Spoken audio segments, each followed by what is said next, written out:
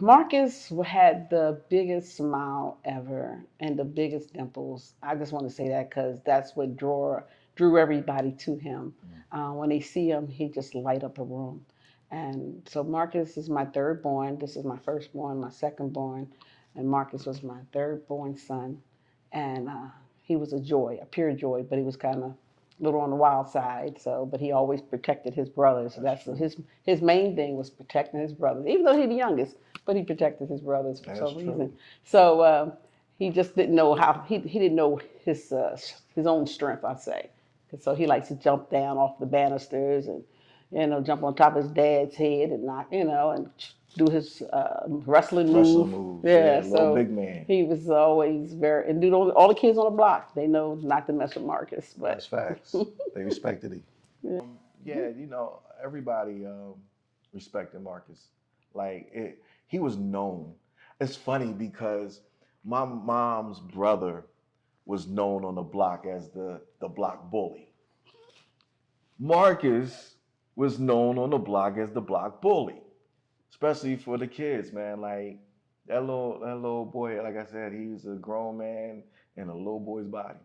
he wasn't a Yeah, bully. he He definitely just had protected y'all. That's yeah, all. yeah. He had a soul that was definitely one of protection, right?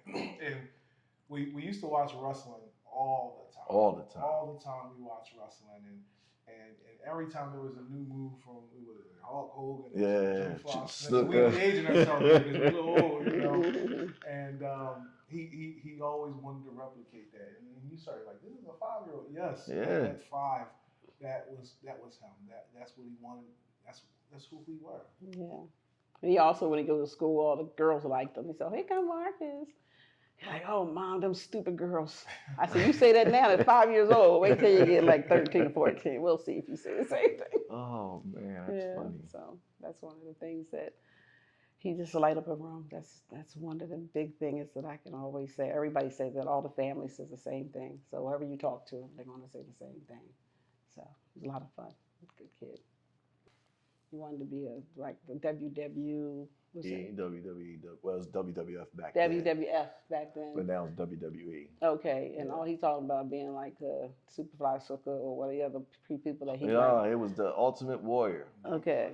Yeah, and the Junkyard Dog. Oh yeah, that's it. So that's all he thought about. So his whole mind at 5 years old, what else do you expect him to think about?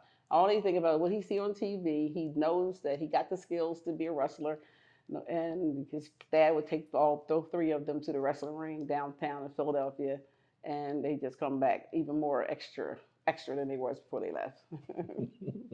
That was some of the most fun times, when we used to get taken down to wrestling or the Monster Car. Oh, Monster especially Car at shows. Monster Car shows. Yeah, And he man. used to love that. We used to have toy cars, and he used to use his big wheel to mimic that. Right. Yeah. It's just sad because when you start asking about what he wanted to be when he gets older, it's unfortunately things don't really materialize because Right.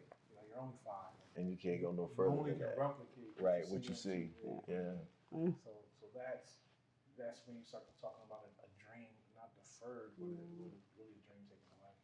And this is Marcus's best friend. His name is what? Kevin. Kevin. Everybody know Kevin. Even though he's an all boy, but he sits on the back of his big wheel and ride in the back. Right. See the feed and everything. He let him fall on the ground and everything. Look at it. All the feed, you see. So Kevin is a Cabbage Patch Kid. Yeah. The original one. He was Marcus's my buddy. Yep. You know that. So you remember that you my go. buddy. There you Wherever go. I go, he go. Yeah. That's why we know Kevin because that was his little brother. And like I said, Marcus was a bully. You don't touch Kevin. Can you get your butt whooped if you touch Kevin? So I had this for ever since 30 years now, 35 years now. Maybe 35. Yep. No. Maybe 40. Yep. Wow. It'll be 40. Yeah. That's crazy. Yeah. So I had it for 35 years. So it brings me back to Robinson Street when we grew up in Hilltop. All of our houses was closely row house. Put together, and each row house had their porch, and the porch was, because of the fact that it was Hilltop and we lived on the hill, each porch would go down and then succession like that. So we would have races, jumping from porch to porch to porch to porch. We used to we used to make our porch a wrestling ring, and our next door neighbors and Marcus and Malcolm, and we would just sit there and have a wrestling match. You know, king ball we used to play in the middle at the front of the house. Wall ball we used to play at the top of the corner of the block. Tops. Tops, yeah. And then we would ride our bikes, and we had big wheels, and we was the big wheel posse. Because Marco, did Marcus have the green machine or did you? So I had the green machine. Okay. He had the one with the water gun squirt. Yeah. It was always a thrill. Like every summer, well, just all the time. But definitely during the summertime, it was always thrills, man. Like he said, we lived on a hill, so we go to the top. And we'll take our big wheels and just run and just go down the block. Go down the block. I mean, fast. Hoping not to get hit by the 10 trolley. Plastic tires, so you learn how to try to stop on the big wheel. So it was always fun, man. It was adventurous. We were definitely daredevils as kids. And I get the part of making sure I heal all the wounds with the band-aids and the blood, Turn around, somebody's hurt. Neosporin, but and then we will go over to our grandmother's house, almost a lot,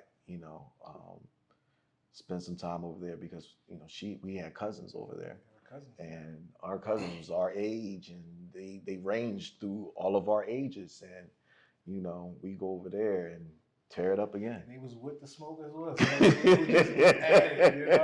So tear it up again. Marcus didn't go with y'all too many times. No, because he was too young. He couldn't go to the graveyard or the playground or anything like that because he was too young. But he would definitely go back and forth up and down the street, especially to the store. Marcus was a homebody most of the time, but he was the youngest. But I always wanted to make sure that. And plus, he was sick during that time. He had some kind of cold. Something he had like a chicken pox or something like that, and he had just got over it. And so he was he's like my right arm. He's always with me wherever I go. And so they left. My mother came. She said, "Okay, I'm picking all the kids up and have a sleepover." And I'm like, "Okay." So Tony and Malcolm jumped in the car, and Marcus like, "I'm staying with you, Mom." I said, "Okay." So I said, "Okay, you sure you don't want to go?" "No, I'm staying with you, Mom." I'm like, "Okay." So then they had left, and then they were halfway down the block. They came back around, and everybody said, she said, "Oh, everybody wants Marcus to go. He's always fun. He's the life of the party, So he thought about it. He looked at me, looked at them. I can remember this day like it was just yesterday. And she said, "Mom, you want me to go?" I said, "I want you to have fun. I know you've been sick. You just got over, you got to go to school next week," because he always kept them in, camp or some kind of school. And that's where Cassidy came in. And so he was proud to go to kindergarten. So he said, "Okay." He said, "But wait a minute, Mom." He said, "I'm going to go, but I'll be right back." I was like, "Go ahead, have fun. Whatever, your brothers are there." So he just kept looking at me. He said, "Okay, give me my hug." He said, always get a hug and kiss from him. Always. You can count on that every night. So I said, "Okay." So he gave me my big hug and kiss, and then he got in the car. And he said, "Mom, I'll be right back tomorrow. I'll be right back." I said, "Okay, I'll see you tomorrow. You guys have some fun." They never came back.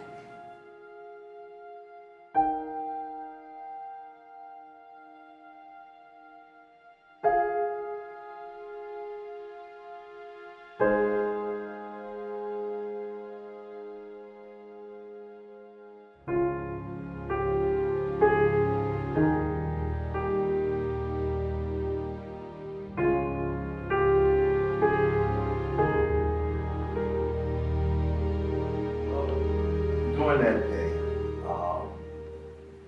it was just like a regular day for us. We got up, ate cereal, got outside. That's the first thing we do as kids back then. We just go right outside. Everything is to get things done so we can go outside. Right. All right. That was it. Let's get everything done. Everything done. Right. We Because go grandma was a outside. stickler on getting the chores done. Yeah, she was a stickler on that. So we had to get everything done before we went outside. And when we got outside, everything was chill. It wasn't It was nothing in the air. It wasn't nothing different, you know. And then we all decided that either somebody was going to go to this pool, which two people did, um, and then we all just said, "You want to go to the store? Yeah, let's go to the store." Sure. Everybody walked to the store. We all decided to go down to the corner store to, get something to eat, play video games, do what we do. Just wanted to chill. And by the time we got down there, everybody was in there and they was doing this thing. Malcolm was doing with Mikey, and they were doing their thing. I was with Shannon or one of the guys up on the block, and playing the video game. And next thing you know, you just hear these two people just arguing with each other. And I'm really not paying attention to it. I'm just hearing blah, blah, blah, blah, blah, But then next thing you hear is pop. And I turn around and I look, and I'm like, what is going on? And I automatically, something just said, just jump, get down. So I get down and I get behind one of the video games. And while I'm behind one of the video games, I turn around and I see Marcus, and he's right across from me, dead across from me. And you hear another one, pop, pop, pop. And I'm like, Marcus, damn. He looking at me and he like, damn. So I turn around and I look away and I'm looking at Malcolm. And I'm looking at Mikey and Shannon and Nicole and everyone else, Tina and Shauna, and there's so many kids in that store. I turn around and look back at Marcus. He's down on the ground. I'm like, man. He listened. I know that I remember it to this day. I'm like, he listened. Then I started to see blood on the floor underneath. And I'm looking and I'm like, it's not what I think it is. So I look closer and I see it and I'm like, oh my goodness, I gotta stop this. I gotta stop this somehow. It can't come out of his head. It gotta stop. So I go over to reach out to try to stop it. As soon as I do that, I turn around and I look up and the guy turns the gun at me. And you hear the click, but nothing comes out. And at that time, I got up and I ran. I ran like hell. Ran all the way up the street. Told my grandma, I don't even think grandma was even in the house. I don't know where she was, but I know it was me and Shannon that called the cops. We were on the phone, we was calling the cops. And then I came outside and I saw mom. I was with Micah. We were looking at these penny candies because penny candy was out there. We wanted to try to get some. We didn't really have any money, but we was trying to find some corny something to get some penny candy. And Marcus was behind me trying to play the video games. Like, he was a little kid, so our kids a little high, we low. He trying to reach up, trying to play the video games. He didn't have any money. And I remember the older kids were playing the video games. And as those shots started going out, I see that most of the older kids are, getting down and hiding behind the video game. And again, I'm 6 turning 7. Mike is 8. Marcus is 5. There's no such thing as active shooter drills. There's no such thing as how to respond to gunfire when you're that young. Marcus, he's trying to look around and he's running back and forth, and I think he's talking. Now as Tony gave his account, he's looking at Tony and trying to figure it out. That's why he's running in circles. He's either going to me or going to Tony, trying to figure out what to do. He's 5. And during that process of him running around, I just feel an extreme burn in my hip. And then I get another one to my foot, and I fall to the ground. And at that same time, as I'm on the ground, Marcus falls. And eye level with me. We're both on the ground together. Tony ran over to talk to Marcus. And at that time, I look up and I see the guy running out the store. And as he ran out the store, well, he was standing there like this. I didn't know that part, Tony. Yeah, that scared the crap out Because of me. he was still standing at the door, gun drawn, looking around. I remember that. Yeah. Whole silhouette, I can see it. And after that, he just ran. I don't know why he ran, but obviously he must have ran out of bullets. Then all the kids ran out the store. Bah! All of them started running. I started running. So I wanted to run out the store too. But guess what? I can't because my left hip is shattered. You know the funny thing? My right hip is gone. After I saw Mom, no, I don't even think it's after. I think it was before I saw Mom because I don't think you actually got there yet. But I walked down the street and I saw you crawling. Yeah, I was trying to get out. Because you got towards almost to the street. Mm-hmm. And Mikey was limping, and he was actually crawling limping. He got across the street. Yeah. But y'all both didn't get no further than that. Yeah, right. Yeah, so it was Mikey, then you, then Marcus. I remember that. All I can remember then is the police paddy wagon coming. No ambulance. Not a cruiser, the actual police truck, the paddy wagon. And, you know, those officers came out and they just threw us in the car, threw us in the back. Threw us in the back. It was myself, Marcus, Micah, and one police officer. I really wish I known who he was. But he was in there trying to give Marcus some CPR, trying to do some life-saving techniques. I'm on the side of the wheel well on the bench. Micah's on the other side. And if you've ever been back of a paddy wagon, it is not a pleasant experience. Not. So especially to have you all in there like that. Yeah. And I understood that it was for time. That was the closest thing there. And I thank God for their quick reaction. But during that time, as we were riding, and talking to Marcus, he's still alive. Talking, hold on, like we gonna. I don't remember the words, but I just remember him saying Malcolm. And I really didn't know what to say because we all believe him. And once we get to the hospital, the last thing I can remember is the doctors come out, put me on one gurney, put Marcus on the other gurney, and as he starts to move us to the emergency room, he goes this way, I go that way. And that was the last time I saw Marcus. So Monday came July 18th, 1988. Monday, hot. It was hot. That was a Monday? I believe it was a Monday because we had went to work and I was supposed to go pick him up. Got one over to Sunday because he was going to go to camp the next day. And if I'm correct, I believe it was a Monday. Almost 100% sure it was a Monday. It was summer for us. Yeah, it was July 18th, and I said, okay, well, I'll come get you tomorrow after me and your dad come from work. So we got to the scooped block, and I was just like a place that I've never seen so many people, so many police officers, so many.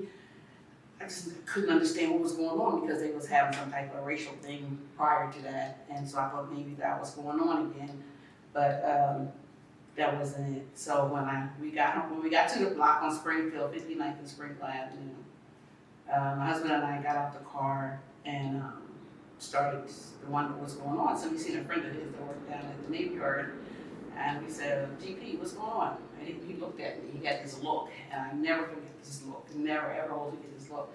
And I'm like, what's going on? He didn't say anything, he wouldn't say anything, all he did was look at me. And so next thing I know, he come running up to me, covered in blood, and I'm like, I just can't even fathom what I thought it was in a movie, like a horror movie or something, you know what I mean? So when he came up to me, he said, Mom, he said, Marcus got shot, and Malcolm got shot too. I'm like, what are you talking about? This can't happen, you just went over here to go have a pajama party sleepover? What the world are you talking about? And he kept saying, Mom, then I looked at his face, and I looked at all the blood on his clothes, and I knew it was something was real. So then the police came over to me real quick. You Mr. Yates? You Mr. Yates? You Mr. Yates? And she said, yes. He said, come with us. We got to take you to the hospital. Your two sons got shot. And we need you to go to the hospital right now, because one of them is not in good shape. Picked up Adam and his father arrived to the police station, or to the hospital. Mercy Fitzgerald on Lansdowne. They told mom and dad, they said, we need you to go to the emergency room right now. We have both your sons. I'm still thinking this is not true. This just cannot be true. I just let my sons go to a pajama party. That's what they're doing, and that's all I know, and I don't understand why I'm here. So I'm just really, I'm not, I state of shock. That's a shock. So I'm trying to process this, and I'm not processing it well. And so they said, Mother, I need you to go to the operating room. I said, okay, which one am I going to? He said, we're going to keep sending you to the one that needs you right now. So that was in Marcus. So when I arrived, they took me in. He's got hoses all over him, everything, tubes, everything. And he said, we kept him alive for you. So they said, he's not going to make it. And still, again, I can't even understand that type of language they're saying to me, because it's my baby. It's my baby boy. How you gonna tell me that he's not gonna make it? So anyway, in that type of state of mind, I said, okay, give him to me. So they gave him to me, they put him in my arms, and started taking all the things, and they know he was leaving me. So he took all the things off of him and gave them to me. And so I held him, and his brother put his finger in his head to try to stop the bleeding. He said, Mom, I'm trying to stop the bleeding. I put my finger in that hole to stop it from coming, but it just kept coming. So he tried to save his life, and then when he got to the hospital, they tried to save his life, but it wasn't meant to be.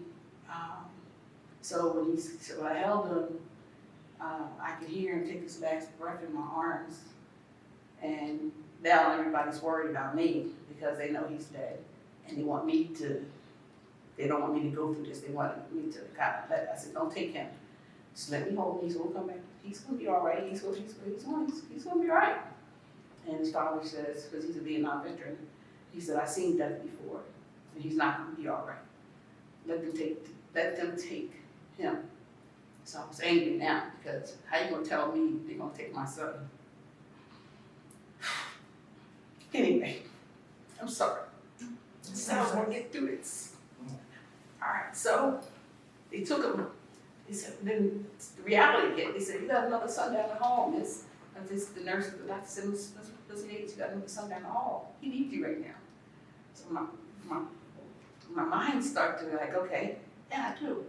I had 2 kids here. Y'all told me I had 2 kids in the hospital. So I said, okay. I told your dad, you hold them. Don't let nobody take them, because I got to go see Malcolm. He said, okay, I'll hold them. But he didn't hold them. He kept getting to the coroner or whoever it was. So I was out at Malcolm, and they told me, so, and he's full of tubes and everything on him. And he's sitting there trying to sitting there on that bed. And he said he got shot in the hip and he got shot in the foot. He said, your son probably will never walk again. And he's going to need intense rehabilitation. He's going to make it, but he'll never walk again. I'm just like, okay. I'm saying to myself, okay, I'm still in shock. I'm still in a state of shock because I just can't believe what I'm seeing. So that was the end of me seeing Marcus and Malcolm for a while, because he needed to work on him and make sure he got all the care that he needed. So that's what happened at that hospital. What I thought happened was that people will understand the effects of gun violence, the effects of drugs, period, because that's the majority of the reason why that they had me speaking in front of all of these politicians and government officials and TV and celebrities and all this type of things, where it was supposed to curtail the violence within our city, within our country, and not only that, stop the whole drug epidemic. But you kind of thought that it did, because I'm telling the story over and over again, and it's in front of these grandstand type of events and places that I'm at, But when you look at it now, it's 35, 36, 37 years later, going in circles. Yep. It's the same thing. There's so many people who can tell my story right now. So many.